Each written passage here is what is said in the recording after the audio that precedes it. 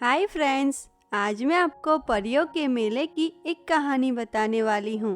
तो चलिए देखते हैं। लेकिन उससे पहले अगर आपने हमारे चैनल को सब्सक्राइब नहीं किया तो प्लीज़ सब्सक्राइब कर दीजिए और हाँ, बेल आइकन को ऑन कर दीजिए। सालों पहले पृथ्वी से दूर परियों का एक लोक था, जहाँ कई सारी सुंदर सुंदर परियां रहती थी। परीलोक की इन परियों के पास अपनी अपनी जादुई छड़ी थी, जिससे वो कभी भी कुछ भी कर सकती थी। ऐसे एक दिन सभी परियां रानी परी के महल में किसी बात की चर्चा को लेकर इकट्ठा होती हैं। तभी संध्या परी बाकी परियों से कहती है, अरे तुम सबकी चर्चा अब खत्म हो गई हो तो मेरी बात सुनो। फरवरी का महीना शुरू हो चुका है और इस महीने में पृथ्वी के मलाया नगर गांव में एक बहुत ही बड़ा मेला लगता है। तुम लोगों को याद भी है कि नहीं? उस मेले में तो दूर दूर से घूमने के लिए लोग वहां आते हैं। इसीलिए इस बार आप लोगों ने मेले में जाने का सोचा भी है या फिर नहीं? और अगर तुम लोगों का मन नहीं है इस बार मेला घूमने जाने का तो फिर मुझे बता दो, मैं अकेली ही चली जाती हूँ मेला घूमने। संध्या परी की यह बात सुनकर प्राची परी कहती है, संध्या परी, ये कैसी बात कर रही हो तुम? क्यों नहीं जाएंगे हम मेले में घूमने? हम सब तो हर साल जाते ही हैं ना फरवरी में पूरा महीना पृथ्वीलोक मेला घूमने, और इस बार भी जरूर जाएंगे।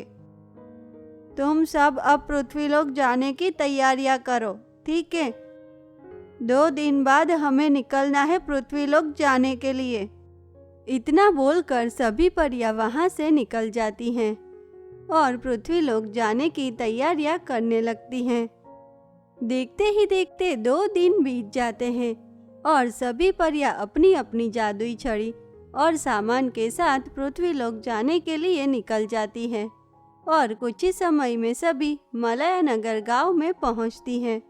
लेकिन तभी सभी परियां तो जैसे गांव को देखकर बहुत ही हैरान हो जाती हैं, क्योंकि जिस जगह हर साल बहुत ही बड़ा मेला लगता है वो जगह इस बार बिल्कुल भी खाली पड़ी थी और वहां पे कोई भी दिखाई भी नहीं दे रहा था, जिसे देखकर सभी परियां बहुत ही हैरान हो जाती हैं।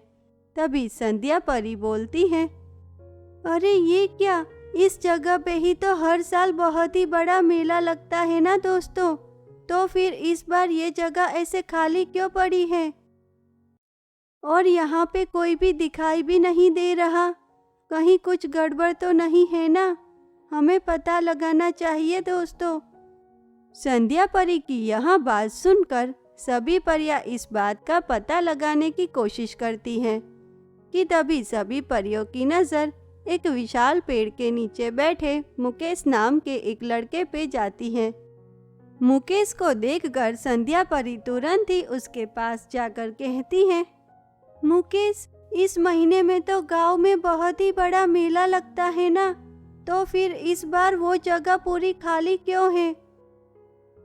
क्या कुछ हुआ है मुकेश गांव में? बताओ मुझे, क्योंकि हम तो हर साल की तरह इस बार भी मेले में घूमने के लिए पूरे 1 महीने के लिए यहाँ आए हैं, लेकिन यहाँ आकर तो हमें कुछ और ही देखने को मिला। बताओ मुकेश, कुछ परेशानी है क्या? संध्या परी, आप सही बोल रही हो। हर साल इस समय हम सभी गांव में बहुत ही बड़ा मेला लगाते हैं, लेकिन संध्या परी, जिस जगह पे हम इतने सालों से मेला लगा रहे थे उस जगह को शहर के एक बहुत ही बड़े रईस ने खरीद लिया है और अब वहाँ उस जगह पे अपनी कोई फैक्ट्री बना रहा है। इसीलिए अब से हम सभी कभी भी गांव में मेला नहीं लगा पाएंगे। संध्या परी, इस बात से तो आज पूरा गांव भी बहुत ही परेशान है, क्योंकि इस मेले पे ही तो हमारा गुजरान चलता था, लेकिन अब तो वो भी बंद हो गया। पता नहीं अब हम सब क्या करेंगे। और हाँ संध्या परी, हमें माफ़ कर देना। आप सब इतनी दूर से मेला घूमने यहाँ आए हो और हम सब आपके लिए कुछ भी नहीं कर पा रहे। माफ कर दीजिएगा हमें संध्या परी। मनोज की यह बात सुनकर संध्या परी भी बहुत ही परेशान हो जाती है और फिर तुरंत ही सभी परियां मिलकर उस खाली मैदान को अपनी जादुई छड़ी की मदद से सुंदर सा सजाते हैं। उसके बाद वहां अपनी जादुई छड़ी की मदद से मेले में जरूरी सारी चीजें लगा देती हैं। ऐसे देखते ही देखते आखिरकार 2 ही दिनों में सभी परियां अपनी जादुई छड़ी की मदद से परियों का जादुई मेला तैयार कर देते हैं।